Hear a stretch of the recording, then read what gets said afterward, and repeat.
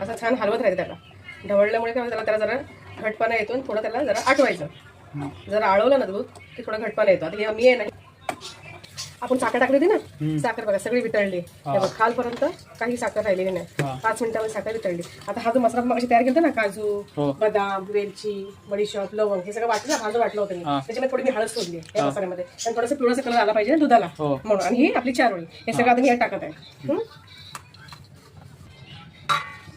पदार्थ किती वेळा उकळायचं? 5 मिनिटं हलवायचं. हे बघा किती छान कढालंय बघा दुधाला. काय वास सुटलाय मम्मी. वास सुटलाय ना. रात्री पिऊया आपण. मला 12 सवय नाही, आता पिऊस वाटतंय मला. नाही रे बाबा, आता चंद्राला दाखवल्याशिवाय नाही देणार मी कोणाला. मध्ये पाहिजे चंद्राला.